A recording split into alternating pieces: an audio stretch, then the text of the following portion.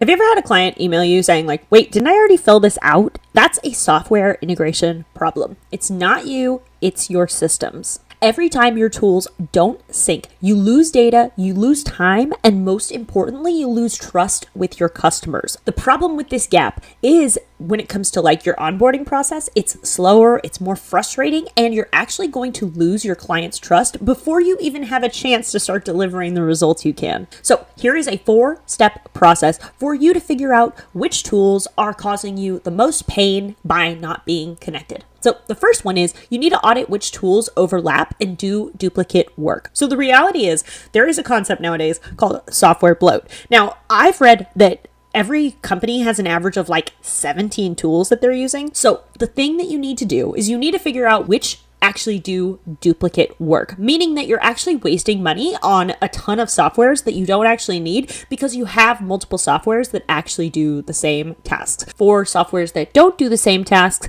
then we connect these together. So your marketing platform connects to your sales platform, which connects to your service platform, which connects to your support platform. And of course, your invoicing platform, which connects to everything that collects money. So the reality though, is if these softwares don't talk to each other, you're actually putting your client's experience at risk. So the second thing you need to do is you need to map where your data should move automatically. So for instance, there is something called a single sync or a dual sync. And what this means is data flowing from one application to the other, or is data flowing from one application to the other and then data is also flowing back to that other application? You have to know where the data should be moving automatically. So once this happens over here, then this platform needs to know about it and they need to be given that data. So those are very simple things to say out loud. But of course, once you start looking at your business and every single piece of data, this can get quite complicated.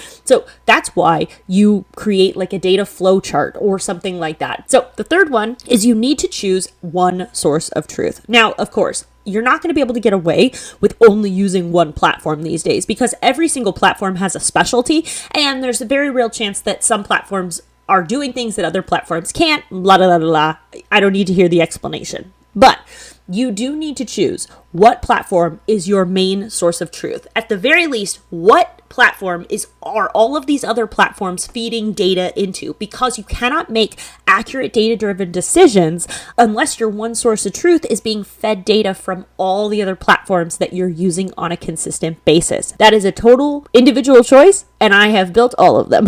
So the fourth one is you need to automate handoffs. Not people, just the boring bits, all that back-end manual stuff that everybody does literally in their sleep. All of those can be automated. The reality is that integrations create consistency, and consistency builds confidence, not only in your business, but in your team, and most importantly, in your clients as well. But if you're not sure which of your tools is breaking the flow, then grab your free tech health score. It shows you instantly if software integrations are the weakest link in your business. So there's a link below to get your free tech health score. There are 4 pillars though in your business that could be failing. So if it's not software integrations, then it might be this next one, which is linked right here. So I'll see you there.